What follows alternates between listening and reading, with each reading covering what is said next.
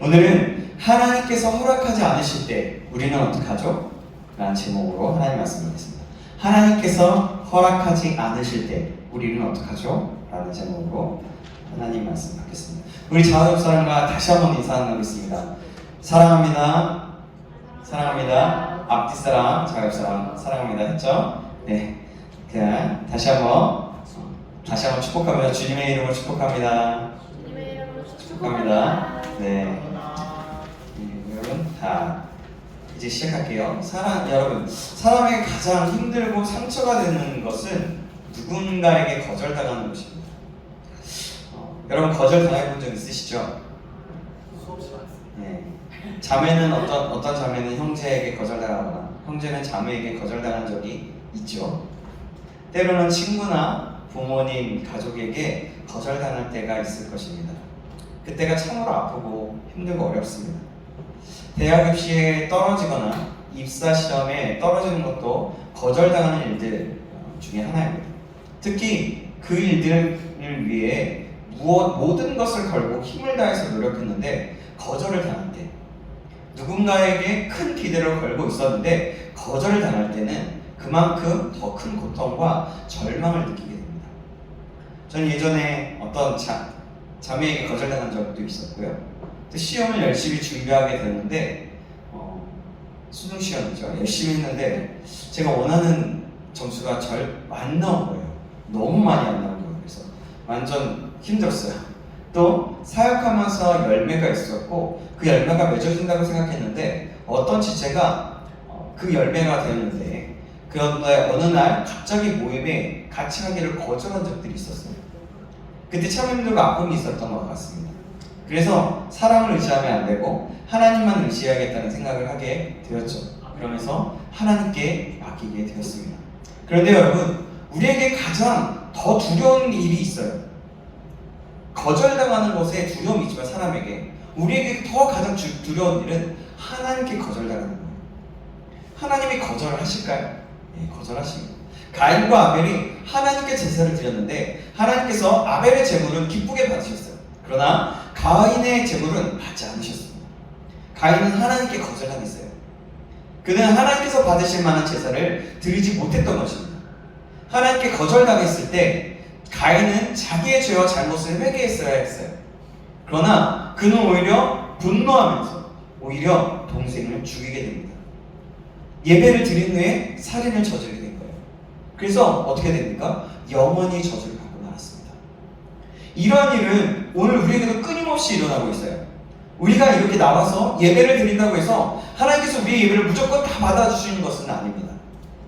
우리 중에는 이 시간에 하나님의 은혜를 풍성하게 받았으며 또 하나님께서 이 예배를 받아주시는 것을 확신할 수 있는 사람이 있을 겁니다.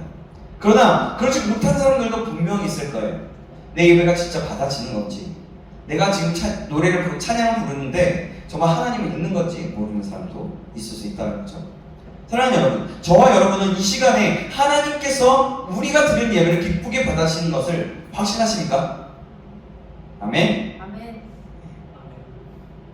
여러분, 한 사람 한 사람이 예배를 드리는 태도와 마음을 볼 때 과연 하나님께서 기쁘게 받으시겠냐는 겁니다. 만일 하나님께서 이 시간에 우리의 예배를 거절하신다면 우리는 매우 불행한 사람이 될 거예요. 우리가 드리는 예배가 언제나 하나님께서 기쁘게 받으시는 예배가 될 수 있기를 간절히 소망합니다. 아멘. 모든 사람은 모두 하나님의 심판대 앞에 서게 될 날이 오게 됩니다. 그럼 그때를 생각해보면 우리 자신을 빨리 돌아보고 뉘우치고 돌아와야 할 것이 있으면 돌아와야 합니다. 여러분, 우리는 어떨까요? 그때 과연 하나님께서 나를 기쁘시게 받아주실까요? 오늘의 예배를 드리면서 말이에요. 그리고 지금의 나의 삶 속에서 볼 때 말이에요. 그날에 하나님께 거절당하게 된다면 더 이상 그 기회는 기회도 없고 소망도 없게 됩니다. 하나님의 심판대 앞에서 거절당한 사람은 가차없이 지옥불에 던져지게 될 것입니다. 거기서 다른 사람들이 하나님 앞에서 환영을 받고 상급받는 것을 보면서 영원한 고통을 당하게 될 것입니다. 여러분, 지옥은 천국이 보인대요. 그래서 그들이 행복하게 사는 모습을 보인대요. 그러면서 자기는 고통받고 죽지는 않고 고통받는데요. 그렇다고 합니다. 그러니까 그것이 영원한 고통인 거죠. 여러분 얼마나 두려운 일입니까? 그러므로 우리는 오늘 더욱 믿음으로 살아가기를 힘써야 합니다. 마지막 날에 하나님께 거절당하는 사람이 없기 위해 우리는 믿음으로 살아가야 한다는 것입니다. 우리 모두가 그런 하나님 앞에 거절당하는 사람이 없기를 바랍니다. 아멘. 오늘 본문에서 우리는 거절당하는 에서를 보게 돼요. 리브가의 음모에 따라서 야곱은 아버지 이삭을 속이고 축복을 가르쳤어요. 그런데 얼마 지나지 않아서 놀라운 것, 곧 에서가 돌아와요.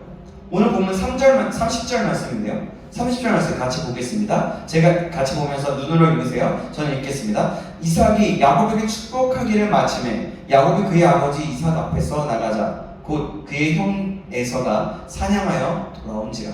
아멘. 우리는 에서가 아버지의 축복을 받기 위해 얼마나 열심히 사냥했겠는지 짐작할 수가 있어요. 왜냐하면 에서는요 서둘러서 아버지가 좋아하는 별미를 만들어서 아버지께 가져왔기 때문에. 아니 하루를 건너서 이틀이 걸려서 사냥을 못할 때도 있어요. 근데 에서가 그만큼 이 시간이라면 굉장히 빨리 왔다는 증거이기도 하거든요. 자, 31절 말씀 한번 볼까요? 31절 같이 한번 읽어보겠습니다. 시작. 그가 별미를 만들어 아버지에게로 가지고 가서 이르되 아버지여 일어나서 아들이 사냥한 고기를 잡수시고 마음껏 내게 축복하소서. 아멘. 여러분 이삭이 얼마나 놀랐겠습니까? 그는 방금 에서에게 축복했습니다.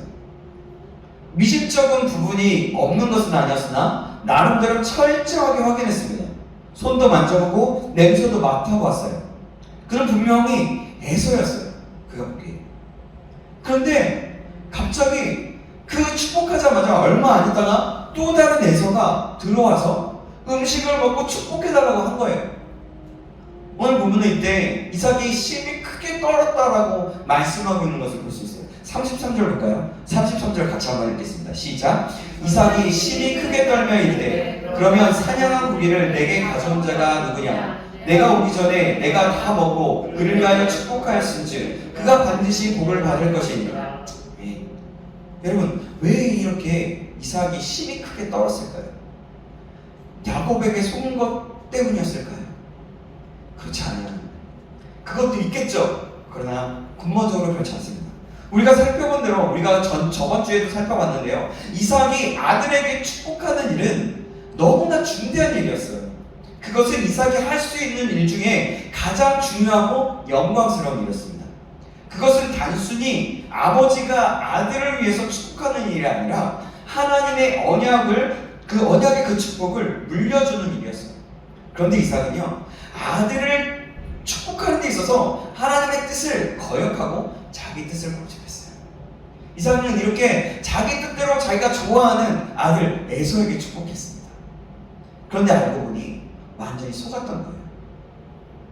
에서가 아니라 야곱에게 축복한 거죠. 그런데 하나님께서는 이삭이 이렇게 속는 것을 보시고도 가만히 내버려 두셨어요. 하나님께서 그렇게 내버려 두심으로 하나님의 뜻을 거역하려는 이삭을 막으셨던 것입니다. 더 나아가서 이것은 하나님께서 거역하는 이삭을 기뻐하지 않으셨다는 것을 의미해요. 이 사실을 깨닫게 되자 이삭은 심히 크고 두려워했던 거예요. 크게 두려웠던 거예요. 이때 이삭이 어떻게 했습니까? 속은 것을 알았지만 이삭은 야곱에게 축복한 것을 취소하지 않았어요. 사람이라면 취소할 수도 있잖아요. 근데 취소하지 않습니다. 이삭은 모든 일이 하나님께서 처음 작정하시고 계획하신 대로 된 것을 알아차린 거예요. 알게 됐던 거죠. 비록 처음엔 하나님의 뜻을 거역하는 결정적인 실수를 했지만 하나님께서 자기를 막으시고 결국 하나님의 뜻대로 이루신 것을 알았을 때는 거기에 순종했습니다. 그래도 이삭은 믿음의 사람이었다는 것을 여기서 볼 수가 있는 거예요. 이런 일은 우리 모두에게도 일어나게 돼요. 우리도 이삭처럼 심히 크게 두려워할 때가 많습니다. 우리는 나름대로 신앙생활을 잘하고 있다고 생각하면서도 하나님의 뜻을 거역하고 자기 뜻대로 고집할 때가 너무나 많이 있어요. 그러다가 우리에게 갑자기 큰 어려움이 닥쳐옵니다. 갑자기 자기에게 병이 나서 큰 고통을 당하게 되기도 하고요. 사업에 심각한 어려움을 찾아오기도 합니다. 어떤 사람은. 또한 교통사고가 나기도 하고요. 도둑이 들어서 귀중품을 털어가기도 합니다. 이런 일들은 평소에도 일어나는 일들이에요. 그러나 여러분, 하나님께 거역하는 중에 이런 일을 당할 때는요, 그것이 전혀 다른 의미를 가져요. 이런 일들을 당할 때 우리 자신은요, 하나님께서 우리에게 경고하시는 것을 분명히 알 수 있습니다. 하나님 앞에 범죄한 것이 생각나요. 그때 갑자기 내가 이런 거 아니야? 그런 것들이 생각나게 되는 거죠. 하나님께서 그것 때문에 치신다는 것을 분명하게 깨닫게 돼요. 많은 사람들이 대부분 신앙인이라면 그렇습니다. 다른 사람은 몰라도 자신은 확실하게 아는 거예요. 그런데 우리 마음에는 심히 큰 두려움을 찾아오게 돼요. 하나님께서 나를 치신 거구나. 하나님께서 나에게 이것을 깨닫게 하시는 거구나. 그런 거죠. 여기 계신 분들 중에 이런 경험을 해보지 않은 분들은 아마도 거의 없지 않을까요? 있을 수도 있어요. 아마 그러지 않을까 생각이 듭니다. 이럴 때 우리는 어떻게 해야 될까요? 하나님께서 우리에게 분명한 경고하시고 우리에게 허락하지 않으시는 일이 있을 때 우리는 어떻게 해야 될까요? 그때 우리는 즉시 하나님께 돌이켜야 합니다. 하나님 앞에 나아가서 내가 범죄하는 것을 고백하고 하나님의 말씀을 붙잡아야 하는 거예요. 더 이상 고집 부리지 말고 하나님의 뜻에 순종해야 되는 겁니다. 그러할 때 하나님께서는 우리를 용서해 주시고 회복시켜 주는 거예요. 생각해 보세요. 그럴 때 내 생각대로 또 다시 하잖아요. 그럼 결국에는 또 다른 큰 징계가 임하게 돼요. 그러다가 몇 번 징계가 임하다가 그것까지도 안 되면 결국에는 그 이후에 그 사람은 하나님을 떠나게 됩니다. 많은 더 고통 가운데 하나님을 원망하며 살아가거나 하나님 분명히 깨달아 주셨음에도 불구하고 하나님 분명히 말씀하셨음에도 불구하고 그것을 하나님의 뜻이 아닌 것처럼 아예 무시해버리고 살아가는 경우들이 있다는 겁니다. 그래서 우리는 그때 바로 하나님 앞에 우리 다니엘 기도, 청년 다니엘 기도에 들었을 때 하나님께 납작 엎드려서 하나님 앞에 더 이상 고집을 부리지 말고 하나님을 붙잡아요. 하나님, 내가 해결할 것은 없습니까? 내가 죄 지은 것은 없습니까? 하면서 돌아보는 거예요. 그러면서 하나님 저에게 긍휼을 주셔서 제가 회개할 것들을 생각나게 해주시고 그러면서 회개하기 시작합니다. 그리고 하나님 앞에 순종한 하나님의 뜻은 무엇입니까? 라고 기도하면 하나님의 뜻을 구하는 거예요. 그럴 때 하나님께서 용서해 주시는 거죠. 우리는 성경에서 좋은 예를 찾아볼 수 있어요. 애굽에서 유망한 그 왕자였던 자가 있었어요. 맨 처음에 이스라엘 백성의 자녀로 태어났다가 나일강에서 건짐을 받은 사람 누구예요? 모세죠. 모세가 있었어요. 모세는 자기 동족을 학대하는 애굽 사람들을 봤습니다. 장성한 후에 그 일이 탄로나자 미디안 광야로 도망가게 됩니다. 왜요? 탄로났잖아요. 그래서 미디안에서 그는 이드로의 장녀 십보라와 결혼했어요. 애굽의 왕자에서 살인한 도망자로 전락한 모세가 처가살이를 시작하게 됐던 겁니다. 모세는 미디안에서 그렇게 40세가 되었을 때 갔는데 40년을 그 미디안 광야에서 지내게 됩니다. 그 기간은요, 하나님께서 그를 연단하시고 준비시키는 기간이었어요. 그 기간이 끝나자 하나님께서 모세를 부르셔서 애굽에서 고통받고 있는 이스라엘 자손을 구원하러 보내십니다. 그런데 모세가 가족을 데리고 애굽에 가는 길에서 하나님께서 모세를 만나 죽이려고 한 사건이 있었어요. 그것은 모세가 아들들에게 할례를 행하지 않았었거든요. 그렇기 때문이었어요. 이스라엘 백성을 구원할 모세가 하나님의 백성에게 가장 중요한 할례, 언약의 증표였거든요. 할례는. 그 할례를 자기 아들들에게 행하지 않았는데 그것 때문에 하나님께서 모세를 죽이려고 하셨던 사건이 있었어요. 이스라엘의 구원자요 지도자가 될 모세가 가장 중요한 하나님의 명령을 순종하지 못했던 겁니다. 그런데 모세는요, 왜 아들들에게 할례를 행하지 않았을까요? 그것은 십보라의 반대 때문이었을 것입니다. 십보라는 어떻게 이런 어린 것들에게 이런 일을 할 수 있느냐고 하면서 반대했을 거예요. 처가살이를 하던 모세는 십보라의 그 주장을 이길 수가 없었습니다. 그런데 하나님께서 모세를 죽이려 하시자 십보라는 그것이 아들들에게 할례를 하지 않았기 때문이라는 것을 알았어요. 그리고 즉시 아들들에게 할례를 행하게 되었던 거죠. 그래서 그때 하나님께서 모세를 살려주십니다. 오늘 저와 여러분은 하나님의 경고를 잘 깨닫고 있습니까? 솔로몬은 우리에게 곤고한 일이 닥칠 때 자기 자신을 돌아보라고 말했어요. 전도서 7장 14절에 상반절의 말씀이 이렇게 말씀합니다. 형통한 날에는 기뻐하고 곤고한 날에는 되돌아보아라. 하나님께서는 우리가 불순종할 때 곤고한 일을 보내서 경고하신다고 합니다. 그것은 하나님께서 범죄하고 잘못된 길로 가고 있는 우리를 막으시는 거예요. 이 경고를 무시하면 하나님의 무서운 징계를 피할 수가 없게 됩니다. 하나님께서 우리에게 곤고한 일을 주실 때 우리는 두려워하면서 속히 돌이켜 하나님께 순종해야 될 것은 없는지 살펴보아야 합니다. 혹시 지금 경고를 저와 여러분들은 당신은 지금 경고를 받고 있지는 않습니까? 두려워하는 마음으로 속히 회개하고 돌이켜서 하나님께 순종하시기 바랍니다. 내 마음이 공고하고 뭔가 채워지지 않고 뭔가 계속해서 채워지지 않고 되게 처져 있을 때, 축 빠져 있을 때, 그때가 하나님을 찾을 때예요. 그때 하나님께서 하나님 혹시라도 내가 순종할 건 없을까요? 하나님 제가 혹시라도 죄 짓는 건 없을까요? 하나님 제가 어떻게 하면 무엇을 하면 좋을까요? 라고 질문하면서 하나님께 찾고 찾으며 달려가야 됩니다. 여러분, 그래서 우리가 그런 경고를 받고 있다면, 혹시라도 이런 상황들 가운데 있다면 내 마음에 하나님께서 찬스를 주시는구나, 기회를 주시는구나 생각하시고 두려워하는 마음으로 속히 하나님 앞에 돌이키고 회개하며 하나님 앞에 순종할 것은 없는지 달려갈 수 있기를 간절히 소망합니다. 아멘.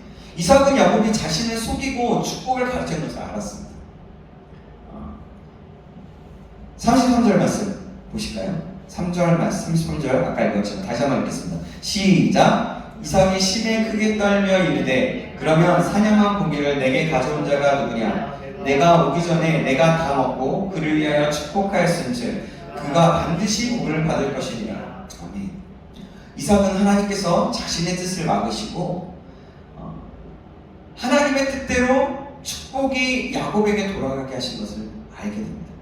그래서 속은 줄은 알았지만 그가 반드시 복을 받을 것이다 라고 말했던 겁니다. 야곱에게 축복한 것을 취소하지 않았다는 거죠. 반면에 에서는요, 야곱이 자기의 축복을 가르쳤기 때문에 아버지 이삭이 야곱에게 축복한 것은 무효라고 생각했어요. 적어도 아버지가 자기에게도 축복해 줘야 한다라고 생각했습니다. 그러면서 아버지에게 때를 씁니다. 34절 말씀 보시겠습니다. 34절 시작! 에서가 그의 아버지의 말을 듣고 소리내어 울며 아버지에게 이르되 내 아버지여 내게 축복하소서, 내게도 그리하소서. 여러분 봐봐요, 생각해봐요. 첫째 아들이 그렇게 간절한 마음을 하는 거예요. 그것을 들려주고 싶었겠지만 야곱은 그러지 이삭은 그러지 않았다는 거죠. 에서는 아직도 하나님의 뜻을 인정하지 않으려 했던 거예요. 그 모습.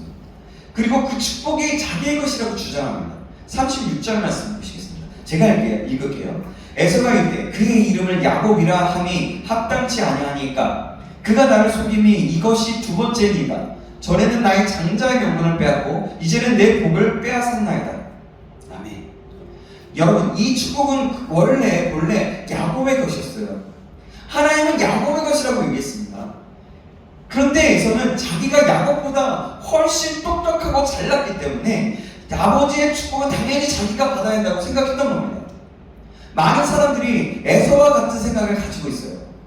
자기가 다른 사람들보다 낫다고 생각합니다.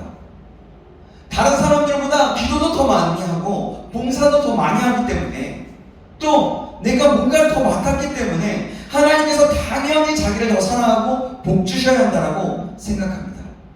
그러나 여러분, 하나님께서는 이렇게 교만한 사람을 기뻐하시지 않으세요.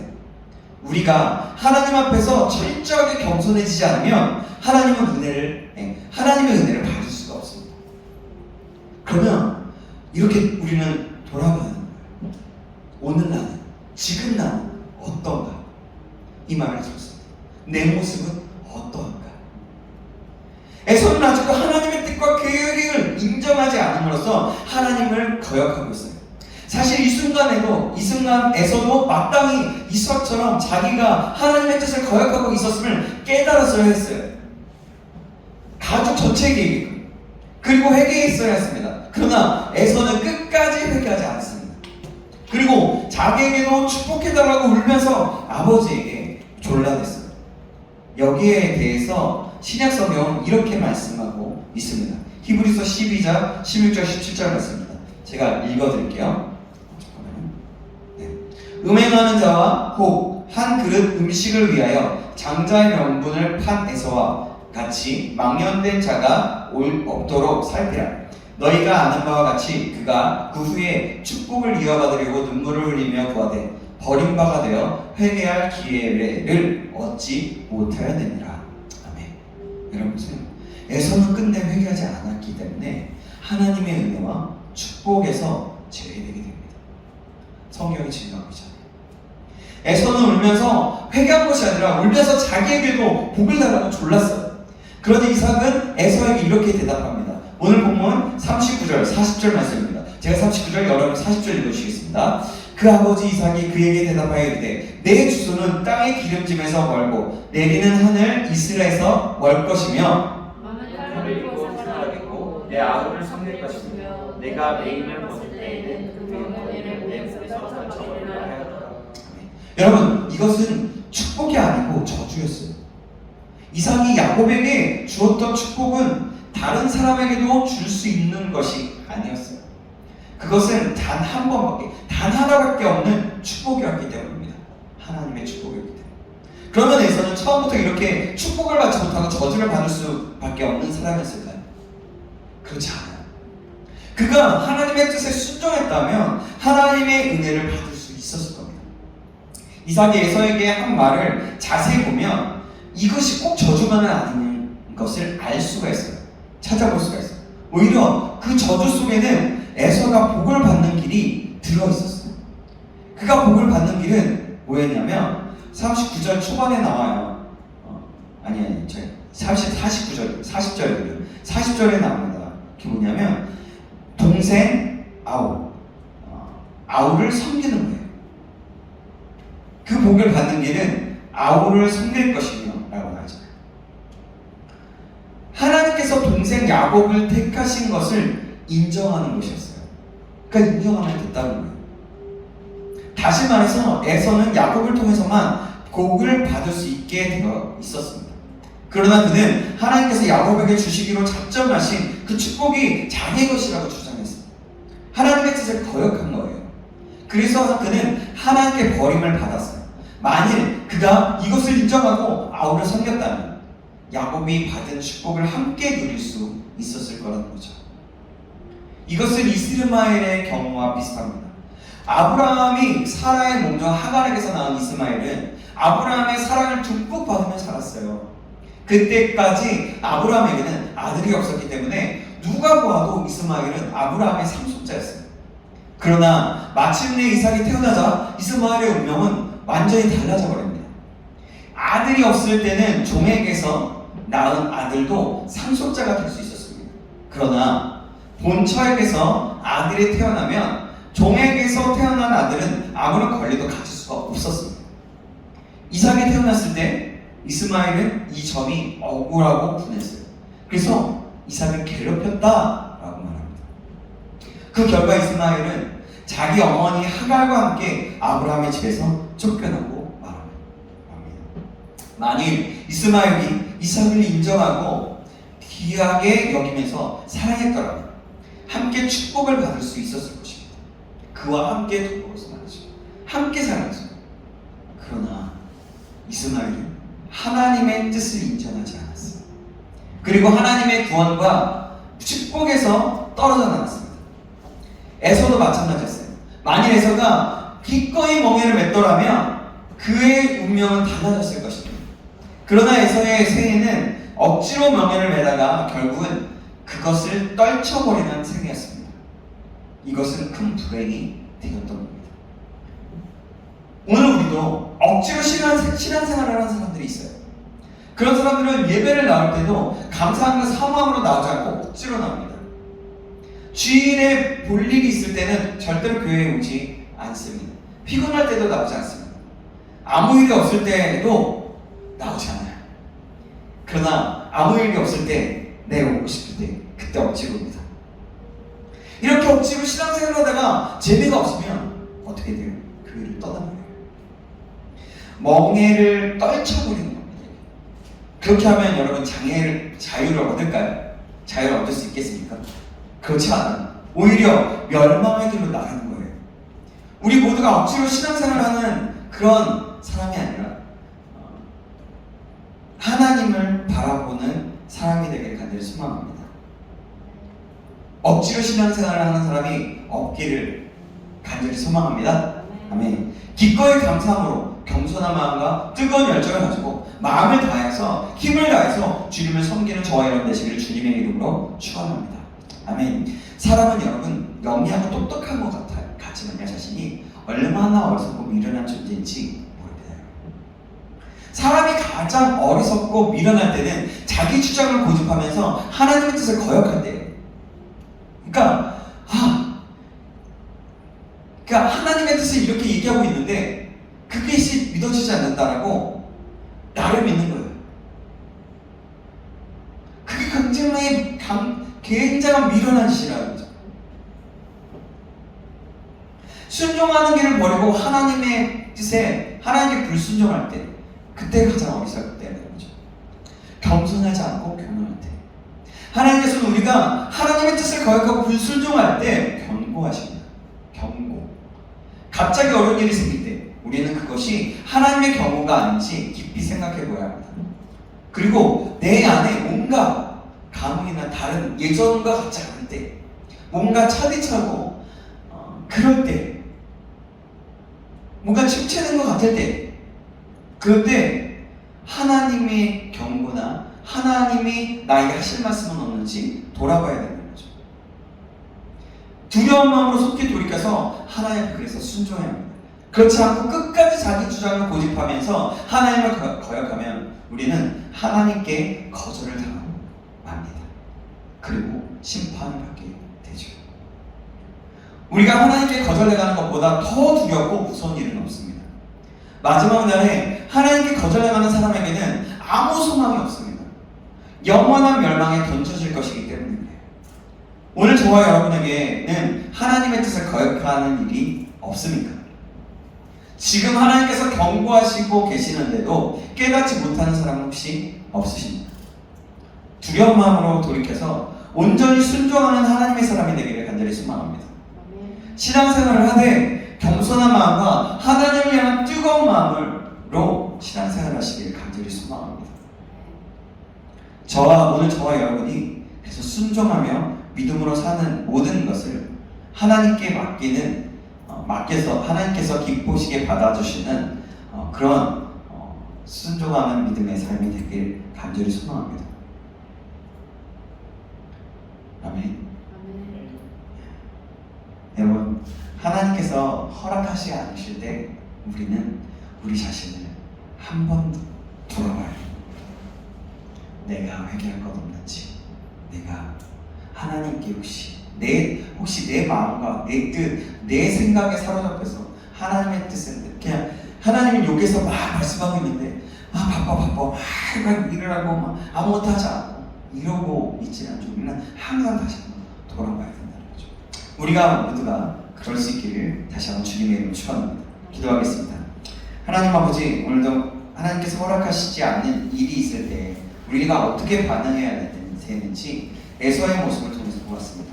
우리도 하나님이 허락하지 않은 일이 있을 때 뭔가 잘못되었다고 느낄 때에 온전히 다시 한번 주님을 바라보므로 순종할 것은 없는지, 회개할 것은 없는지 묻고 다시금 회개할 것이 있다면 회개하며 내려놓을 것을 내려놓고 하나님의 뜻 앞에서 온전히 순종할 수 있는 자 될 수 있도록 인도하여 주시옵소서. 살아계신 예수 그리스도의 이름으로 기도합니다. 아멘.